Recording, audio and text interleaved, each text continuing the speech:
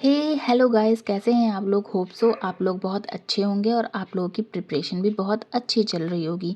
जैसा कि आप लोगों को पता चल गया होगा कि केवीएस और एनबीएस की जो एग्ज़ाम है 2025 में होने वाला है, उसकी एग्ज़ाम सिटी डिक्लेयर हो चुकी है।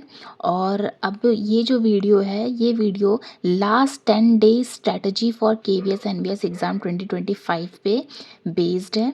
तो आइए चलिए हम शुरू करते हैं अपने वीडियो को।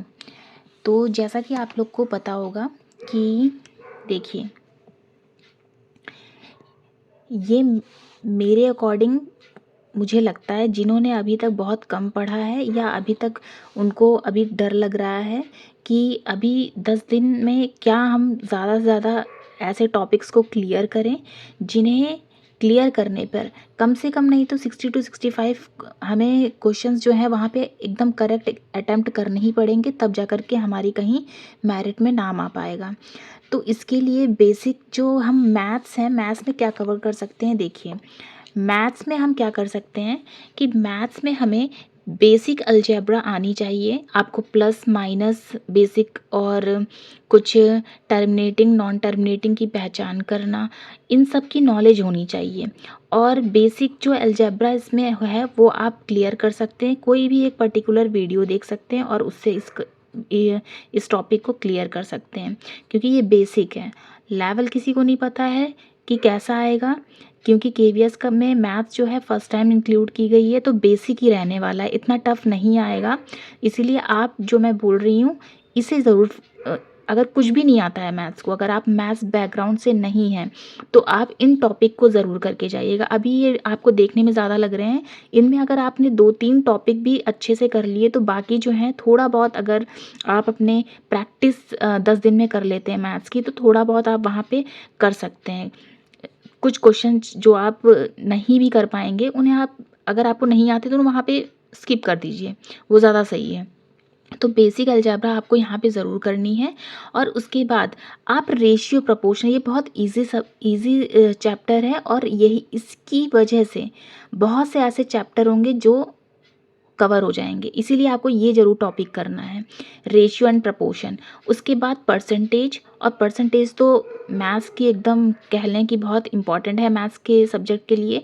तो क्योंकि परसेंटेज आपको नहीं आएगा तो आप प्रॉफिट लॉस में नहीं आ पाएगा आपको, इसीलिए बेसिक परसेंटेज आप देख लीजिए कि किसी अगर फ्रैक्शन है तो उसको हम कैसे हम परसेंटेज में कन्वर्ट कर सकते हैं, या किसी परसेंटेज को हम किस तरीके से फ्रैक्शन में कन्वर्ट कर सकते हैं। बस ये 2-3 चीज़ें हैं जिन्हें आपको कन्वर्जन आना चाहिए, तो आपकी परसेंटेज ख़त्म हो जाएगा। बस बेसिक आप करिए, एक क्लास करिए, जो क्लास करिए वो जिस पे भी आपको ट्रस्ट है उन टीचर से ले लीजिए।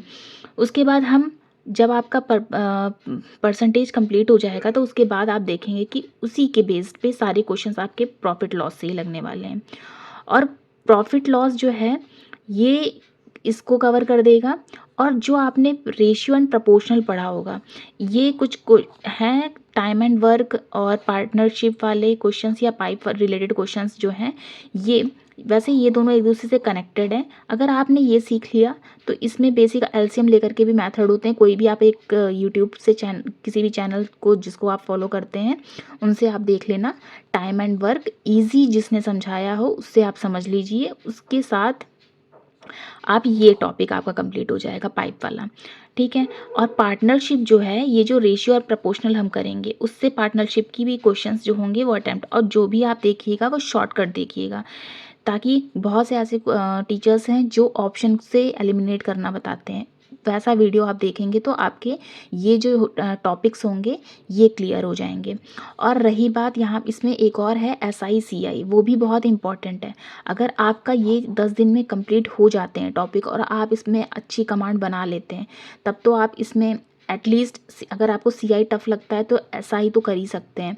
और ना कर सकें तो मैं तो कहूँगी कि इसको आप स्किप कर लीजिए, क्योंकि आप नॉन मैथ्स क्या बोलते हैं मैथ्स बैकग्राउंड से नहीं हैं, तो बेटर होगा कि आप इसको स्किप कर दीजिए। क्वेश्चन को वहाँ गलत नहीं करना है, जो करना है हमें एकदम करेक्ट करना है। दैट्स वाई हमें क्या करना है, इन टॉपिक्स को तो पढ़ के जाना ही जाना है मैथ्स में। आप बिल्कुल भी ये मत सोचिएगा कि मेरी मैथ्स नहीं है तो मुझे बिल्कुल भी वहाँ मैथ्स नहीं आएगी, मुझे छोड़ देना चाहिए। बिल्कुल मत छोड़िए, आपके लिए 1-2 क्वेश्चन का का गेन करना भी बहुत इम्पॉर्टेंट है मेरिट में आने के लिए। तो यहाँ से मुझे लगता है अगर आप इन 3 4 चैप्टर को भी पढ़ लेंगे और बेसिक अलजेब्रा पे ज़्यादा फोकस करिएगा, पेपर बहुत टफ नहीं आएगा इस वजह से, बेसिक आएगा। आपको अगर फ्रैक्शंस को ऐड करना भी नहीं आता, वहाँ एक्स की वैल्यूज़ भी नहीं निकालनी आती, तो फिर तो बड़ा टफ हो जाएगा। लेकिन अगर आप बेसिकली ये सब चीज़ें कर सकते हैं, एक्स की वैल्यूज़ निकालना या फिर फ्रैक्शंस को ऐड करना, ये सब थोड़ा बहुत नॉलेज है, तो आप, मुझे लगता है यहाँ पे कम से कम नहीं तो मतलब 10 दिन में आपको फिर मेहनत भी बहुत करनी है, तो 10 से 12 क्वेश्चन भी आप अटेम्प्ट करने की कोशिश ज़रूर करिएगा। नहीं होता है तो स्किप कर दीजिए, लेकिन आप एक टारगेट 10 दिन में ये लेकर के ज़रूर चलिए कि 10 से 12 क्वेश्चन मुझे मैथ्स में करने हैं, और हो भी जाएंगे, मुझे ऐसा लगता है, अगर आप यहाँ पे अपने एफर्ट्स डालते हैं तो। उसके बाद रही बात रीजनिंग की, तो रीजनिंग में आप बेसिक जो एनालॉगीज़ के क्वेश्चन होते हैं, जैसे ABCD जो अल्फ़ाबेट्स हैं उनकी नंबरिंग क्या है, उनके अपोजिट क्या है, ये सब तो बेसिक नॉलेज आपको होनी चाहिए। और नहीं है और आपको याद करने में प्रॉब्लम हो रही है, और आप, क्योंकि जिनकी मैथ्स अच्छी होती है उनकी रीजनिंग भी अच्छी होती है, इसीलिए वो लोग तो कर लेंगे, लेकिन जिनकी मैथ्स अच्छी नहीं है वो रीजनिंग को कैसे टाइम देंगे।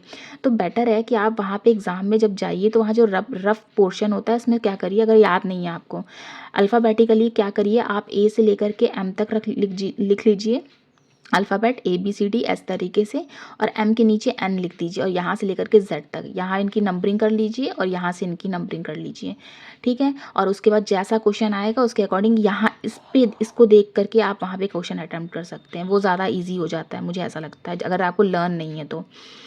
फिर उसके बाद बहुत से क्वेश्चंस होते हैं, आपको स्क्वायर आना चाहिए, क्यूब आना चाहिए, नंबर्स का, ये सब चीज़ें तो इसमें इंक्लूड हो जाएंगी, वो सब थोड़ा बहुत तो नॉलेज आपको रखना ही पड़ेगा, बेसिक अगर मैथ्स आती है तो आप यहाँ पे भी कर लेंगे।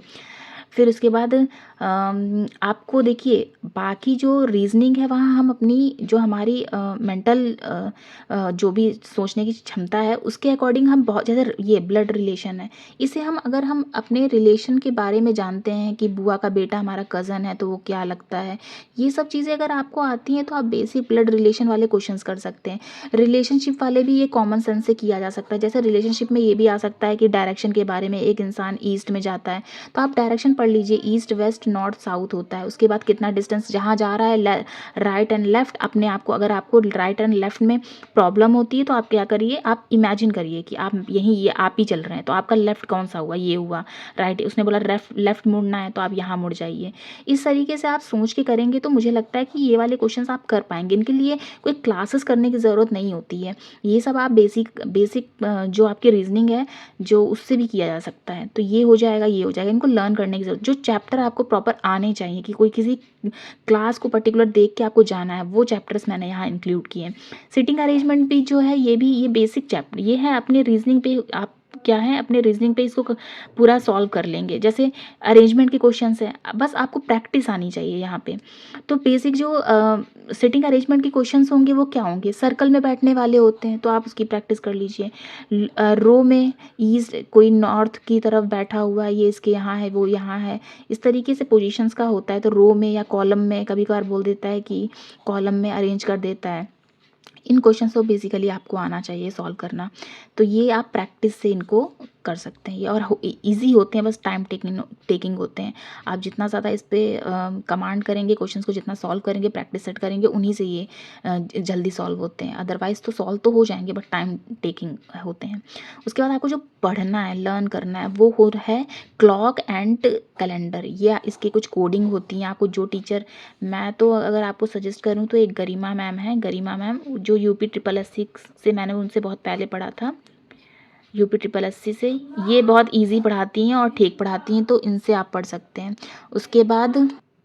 इसके बाद आप ये सिलॉज़्म वाला जो पोर्शन है इसको भी आप कर सकते हैं, इसमें भी, बट ये आपको पढ़ना पड़ेगा कि अगर A B है, B ये है, और ये सब चीज़ें क्वेश्चंस जो हैं ये आपको बेसिकली ये पढ़ना पड़ेगा। इसके थोड़े से अगर वैसे कुछ क्वेश्चंस भी गलत हो जाते हैं, अगर आप रीजनिंग अपनी खुद की वहाँ लगाते हैं तो कुछ क्वेश्चंस गलत हो जाते हैं, इससे बेटर है कि आप इसे क्या करिए, आप इनको सॉल्व करिए, और सॉल्व करने के बाद ही आपको अच्छे से ये पता होगा कि हाँ, मैंने जो वहाँ अटेम्प्ट किया है क्वेश्चन वो एकदम मेरा एकदम करेक्ट है, क्योंकि निगेटिव मार्किंग भी है, इसलिए ये हमारा हो गया रीजनिंग।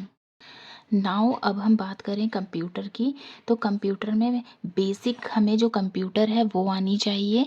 बेसिक कंप्यूटर में जैसे हमें जनरेशन ऑफ कंप्यूटर्स कौन कौन से थे, 5 जनरेशन है, उनके ईयर्स पता होने चाहिए, उसमें कौन कौन सी चीज़ें यूज़ की गई थी, और बेसिक कंप्यूटर जो है वो हमें आनी चाहिए। उसके बाद हमें इनपुट और आउटपुट डिवाइसेस के जो एग्जांपल्स हैं वो आने चाहिए, और वो बहुत पूछता है।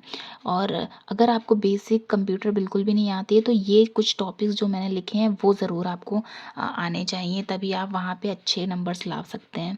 इनपुट आउटपुट डिवाइसेस जो हैं उनकी नॉलेज आपको होनी चाहिए, आउटपुट डिवाइसेस जो हैं उनकी नॉलेज होनी चाहिए, और कुछ ऐसे डिवाइसेस होते हैं जो इनपुट और आउटपुट दोनों होते हैं, उनकी आपको नॉलेज होनी चाहिए कि वो कौन कौन से होते हैं। उसके बाद आता है ऑपरेटिंग सिस्टम। ऑपरेटिंग सिस्टम के एग्जांपल्स पूछता है, और वो कभी कभार किसने किस कंपनी ने उसे लॉन्च किया है वो भी, अगर कोई इंपॉर्टेंट गूगल या माइक्रोसॉफ्ट का है तो वो आपको लर्न होने चाहिए इसके एग्जांपल्स। फिर उसके बाद इसमें वेब ब्राउज़र के एग्जांपल्स, ये एग्जांपल सबसे ज़्यादा आएंगे आपको। वेब ब्राउज़र क्या होता है, ये बहुत रेयर केस में वैसे नॉलेज होनी चाहिए आपको, लेकिन बहुत रेयर केस में इसके एग्जांपल्स मेन इंपॉर्टेंट है कि ये पूछेगा, इसके एग्जांपल्स आपसे पूछेगा कि वेब ब्राउज़र कौन कौन से हैं, या 4 एग्जांपल दे देगा। Operating system 3 example operating system का होगा, एक वेब ब्राउज़र का होगा, उसमें पूछेगा इसमें से वेब ब्राउज़र कौन सा है। जब आपको इनके एग्जांपल्स पता होंगे तभी आप वहाँ पे क्वेश्चन अटेम्प्ट कर पाओगे और सही कर पाओगे। उसके बाद सर्च इंजन्स के एग्जांपल्स भी आने चाहिए आपको कि उसके एग्जांपल सर्च इंजन क्या है। और एक मोस्ट इम्पॉर्टेंट है, एक आता है एंटीवायरस। एंटीवायरस जो हैं वो उनके एग्जांपल्स भी हमसे पूछता है कि मैकफी हो गया, डिफेंडर हो गया, इनके एग्जांपल्स जो हैं वो कौन कौन से हैं। इनमें बस मिक्स मैच के क्वेश्चंस देंगे और पहचानने के लिए बोलेगा कि इसमें क्या है। अगर आपको ये बेसिक टॉपिक आते हैं तो आप कंप्यूटर में 9-10 क्वेश्चन तो कर लेंगे, और थोड़ी बहुत नॉलेज तो आपको ऐसे भी कंप्यूटर की होगी। अगर नहीं भी है तो इनको ज़रूर कवर कर लेना आप। इसके बाद आता है इंग्लिश। इंग्लिश और हिंदी की बात करें तो आपकी या तो इंग्लिश बहुत अच्छी होगी या तो हिंदी बहुत अच्छी होगी, दोनों में से तो कुछ तो होगी, दोनों में से ज़्यादा, इनमें से जिसको भी आप प्रेफरेंस दे रहे हैं कि आपने अगर हिंदी चूज़ की है, चूज़ क्या, इसमें तो चूज़ वाला कोई ऑप्शन नहीं है, इसमें दोनों ही चीज़ें करनी है, बट आपकी इन दोनों में से आपका कमांड किसी एक पे ज़्यादा होगा। तो इंग्लिश में आपको पार्ट्स ऑफ स्पीच जो हैं, जैसे नाउन है, प्रोनाउन है, एडवर्ब, एडजेक्टिव, इनकी नॉलेज होनी चाहिए कि सेंटेंसेस में ये क्या है, आइडेंटिफाई आप कर सकें, इतनी नॉलेज तो आपको रखनी पड़ेगी। उसके बाद वॉइस और डायरेक्ट इनडायरेक्ट जो क्वेश्चंस आते हैं डायरेक्ट इनडायरेक्ट के, अगर इसमें वैसे तो बहुत सारे रूल्स हैं, लेकिन अगर आपको बेसिक, मैं इसके लिए रिकमेंड करूँगी कि आप डियर सर की क्लास ले सकते हैं, जो कॉम्पिटिटिव एग्ज़ाम्स के लिए भी इन्होंने बहुत ईजी तरीके से बताया है। तो वॉइस और वहाँ से आपका क्लियर हो जाएगा। बेसिक 2-3 चीज़ें जो उन्होंने बोली हैं उनको फॉलो करिए, और उसके बाद उसके बिहाफ पे आप PYQ लगाइए या फिर और क्वेश्चंस की प्रैक्टिस करिए बस। उससे थोड़ा बहुत तो आपका वहाँ पे, क्योंकि क्वेश्चंस को एलिमिनेट करने के भी तरीके होते हैं वहाँ पे एग्ज़ाम्स में, उससे आप यहाँ पे इनके क्वेश्चंस जो हैं वो करेक्ट कर सकते हैं। उसके बाद सेंटेंस अरेंजमेंट आएगा। सेंटेंस अरेंजमेंट में 3-4 पैराग्राफ सेंटेंस अरेंज कर दिया जाएगा, PYQ में उसको अरेंज करना होगा आपको। तो ये तो नॉलेज आपकी, इंग्लिश आपको पढ़ना थोड़ा बहुत आता है तो आप वहाँ अरेंज कर सकते हैं, और नहीं कर पाएँ तो उसको स्किप कर दीजिए, वो ज़्यादा सही है। तो ये क्वेश्चन मैं तो आपको बोलूँगी इनमें से ये ज़रूर करके जाना है। बेसिक इंग्लिश ये बिल्कुल भी मत सोच के जाइए कि इंग्लिश हमें वहाँ छोड़ ही देनी है, ऐसा बिल्कुल मत करना। ये 3-4 टॉपिक है जिन्हें हम 10 दिन में कवर कर सकते हैं, क्योंकि आप ऑब्वियस सी बात है KVS की तैयारी कर रहे हैं तो आप यहाँ पे एफर्ट लगाना ही पड़ेगा, बिना पढ़े तो आप पास नहीं हो सकते। उसके बाद रही बात हिंदी की, हिंदी में वाक्य के भेद जो हैं, जैसे कि मिश्र वाक्य आपको पहचान में आना चाहिए, मिश्र वाक्य, संयुक्त वाक्य, सरल वाक्य, इनकी नॉलेज होनी चाहिए।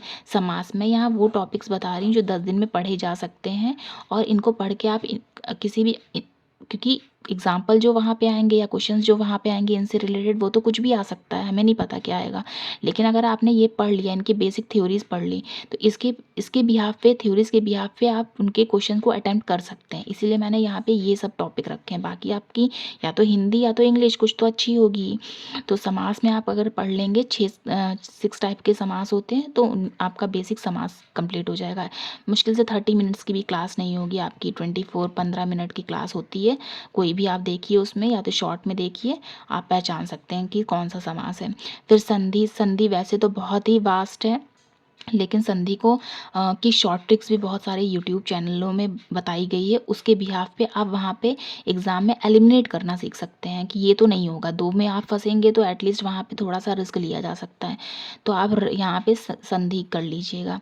और काल के भेद जो होते हैं, जैसे वर्तमान काल, भूतकाल, भविष्य काल, इनके भी जो भेद होते हैं उनको भी पढ़ के जाना है वहाँ पे। ये बेसिक है। और बाकी तो शुद्धि अशुद्धि जो आएगी वो सब तो आप वहाँ पे देख के भी कर लेंगे, क्योंकि आपको अगर हिंदी क्या बोलते करेक्ट, या फिर कोई वर्ड है, वो सेंटेंस जो है वो वर्ड है उसको करेक्ट लिखा है कि नहीं लिखा है, तो वो इंग्लिश में भी और हिंदी में भी आएगा। अगर आपकी इंग्लिश अच्छी है तो आप इंग्लिश में वहाँ कर लेंगे, अगर आपकी हिंदी अच्छी है तो आप हिंदी में यहाँ कर लेंगे, वहाँ आप छोड़ देना। तो जो आपको फाइनल एकदम पता हो कि आंसर वही है, वहीं पे हमें वही चीज़ अटेम्प्ट करनी है। फालतू का वहाँ कुछ नहीं करना है कि अरे लगा देते हैं, मुझे लग रहा है तो लगा देते हैं, ऐसा नहीं करना है। उसके बाद रही बात जीके, जीएस और करंट अफेयर, ये तो बहुत वास्ट सब्जेक्ट है, जिसे पूरा तो नहीं किया जा सकता। लेकिन देखिए, जिसकी मैथ्स अच्छी होगी वो मैथ्स में जिसकी मैथ्स अच्छी होगी तो वो मैथ्स और रीजनिंग इन दोनों को अच्छा कर सकता है, और उसकी नॉलेज भी होगी। और रही बात उसके बाद फिर इसके बाद रही बात कि जीके जीएस की, इसमें हम क्या कर सकते हैं कि इसमें हम कोई भी वीडियो, अगर आपको देखिए, हाँ, अगर आपने मैथ्स या रीजनिंग ले रखी है तो मतलब आप मैथ्स के अगर स्टूडेंट हैं तो आप देखिए, मैथ्स तो कर ही लेंगे, ठीक है, मैथ्स कर लेंगे, रीजनिंग कर लेंगे, आपकी कंप्यूटर भी ठीक ठाक होगी। लेकिन जो मैथ्स बैकग्राउंड से नहीं है वो क्या करेगा, उसकी हिस्ट्री हिस्ट्री आर्ट से होगा तो हिस्ट्री कुछ तो अच्छी होगी ना, तो वो क्या करेगा, वो यहाँ पे नंबर ला सकता है।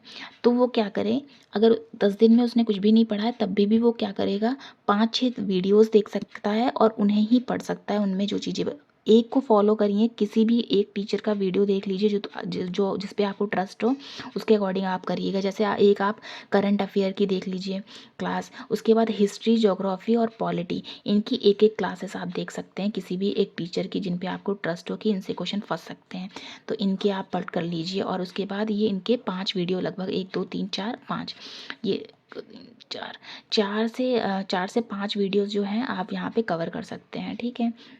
तो ये तो आप वीडियोस देख करके उसमें जो बेसिक चीज़ें बताई गई हैं उनको आप लर्न कर लीजिए। तो यहाँ से मुझे लगता है कि आपकी को 12 या 13 नंबर तो आप यहाँ से लेके आ सकते हैं। तो अगर मैं इसे पूरा देखूँ कि इसमें इस पूरे जो 10 डेज़ का सिलेबस है, इससे हम कितना नंबर्स गेन कर सकते हैं 10 डेज़ की स्ट्रैटेजी से।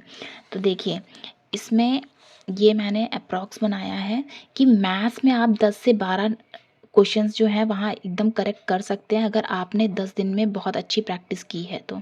और जो मैंने टॉपिक्स बताए हैं उन्हें तो बहुत अच्छे से प्रैक्टिस करना है। तो वहाँ से अब बेसिक ही मैथ्स आएगी, बहुत टफ मैथ्स नहीं आने वाली है। तो 10 से 12 क्वेश्चन आप कर सकते हैं वहाँ पे। रीजनिंग में हम देखें तो 10 से 12 क्वेश्चन आप कर सकते हैं। कंप्यूटर में आप 9 से 10 क्वेश्चन 10 दिन की स्ट्रैटेजी के अकॉर्डिंग कर सकते हैं। इंग्लिश में अगर आपकी इंग्लिश बहुत बेकार है तो 3 से 4 क्वेश्चन तो आप कर ही पाएंगे वहाँ पे, जो मैंने टॉपिक बताए हैं उसके अकॉर्डिंग। और अगर आपकी हिंदी अच्छी है तो 8-9 तो 10 का है, 8-9 या 7-8 तो कर ही पाएंगे, कर लेंगे क्वेश्चंस। या अगर कोई किसी की इंग्लिश अच्छी है तो वो वहाँ पे 7-8 कर पाएगा या 8-9 कर पाएगा, और हिंदी मतलब रिवर्स हो जाएगा इसका, ठीक है। उसके बाद जीके और सीए का करंट अफेयर, इसमें आप 12 से 13 क्वेश्चन कर सकते हैं। देखिए, अगर करंट अफेयर आती है उससे अगर हम छोड़ भी दें तो बाकी जो हिस्ट्री, ज्योग्राफी, पॉलिटी कुछ तो आपने पढ़ी होगी कभी ना कभी, क्योंकि आप यहाँ पे कॉम्पिटिटिव एग्ज़ाम की प्रिपरेशन कर रहे हैं तो कुछ तो आपको नॉलेज होगी। और बहुत से क्वेश्चन ऐसे फंस भी जाते हैं जो हमने पहले पढ़े होते हैं किसी और एग्ज़ाम में, तो वहाँ से आप 12 से 13 क्वेश्चन जो हैं वहाँ से लगभग कर सकते हैं। उसके बाद अगर हम मिनिमम इनको काउंट करें तो मिनिमम हमारे 52 मार्क्स आ सकते हैं 10 दिन की जो स्टडी होगी उसके अकॉर्डिंग, और मैक्सिमम हम 60 मार्क्स लेकर के आ सकते हैं। अब आप ये सोचिए कि 52 से 260 क्वेश्चंस तो हम 10 दिन में कर ले रहे हैं, तो बाकी जो आप अभी तक, क्योंकि अभी 15 दिन और इससे पहले से आप पढ़ रहे होंगे या आपने EMRS की प्रिपरेशन की होगी, उसका एग्ज़ाम दिया होगा, उसमें भी आपने कुछ ना कुछ पढ़ा होगा। और जिसने नहीं पढ़ा है तो उसे 1 महीने महीने पहले ही पता चल गया था कि केवीएस की जो डेट है वो क्या है, वो अनाउंस हो गई थी। उसके अकॉर्डिंग उन्होंने पहले स्टार्ट कर दिया था स्टडी करना। थोड़ी बहुत तो यहाँ से मतलब नंबर वो लोग और ज़्यादा ला सकते हैं ना, तो कम से कम नहीं तो आप अगर 60 टू 65 भी वहाँ पे 60 टू 60 तो मैक्सिमम आप यहीं पे 10 दिन की स्ट्रैटेजी में लेकर के आ सकते हैं। और 65 या फिर 70 तक तो पहुँच ही सकते हैं। एटलीस्ट 70 नहीं तो 65 तक तो आप करेक्टली करने की कोशिश ज़रूर करना, ठीक है? ये आपका 10 दिन का टारगेट होना चाहिए कि 10 दिन में मुझे 65 के या तो 65 क्वेश्चन या तो 65 से कुछ 1-2 ज़्यादा नंबर लेकर के आ सकती हूँ, इस तरीके की या आ सकता हूँ। ये स्ट्रैटेजी आपकी होनी चाहिए और मेरे अकॉर्डिंग मुझे लगता है 10 दिन में 65 क्वेश्चन अटेम्प्ट करना करेक्टली पॉसिबल है। अभी भी आपके पास बहुत टाइम है, तो आप इसको इस तरीके से अगर आप स्ट्रेटजी फॉलो करते हैं तो आपको सक्सेस ज़रूर मिलेगी, मुझे ऐसा लगता है। क्योंकि आपकी अभी प्रेजेंट टाइम पे आपकी जितनी भी स्टडी है, जितनी भी आपने नॉलेज अभी तक गेन की है, उसके अकॉर्डिंग 10 डेज़ की जो मैंने स्ट्रेटजीज़ बताई हैं उसके अकॉर्डिंग आप पढ़ते हैं तो आपके नंबर जो हैं कम से कम नहीं तो काफ़ी गेन हो जाएँगे और भी नॉलेज हो जाएगी। जो मैथ्स में अभी डर रहे थे, तो बेसिक मैथ्स आप यहाँ पे जो मैंने बताए हैं वो कर सकते हैं। और रीज़निंग में किसी-किसी को डर लगता है, तो रीज़निंग के कुछ टॉपिक्स जिनको लर्न करना है प्रॉपर हमें क्लासेस लेकर के पढ़ना है, वो हम कर सकते हैं। बाकी तो हम लोग रीज़निंग अपने नॉलेज जो अपनी रीज़निंग है खुद की, उससे भी हम सॉल्व कर सकते हैं। तो ये आज का पूरा वीडियो था। अगर आपको सही लगा हो, अच्छा लगा हो तो मेरे चैनल को सब्सक्राइब करिए, लाइक करिए। अगर आपको कमेंट में कुछ मुझसे पूछना चाहते हैं तो पूछ सकते हैं। तो ये आज का वीडियो था। Thank you.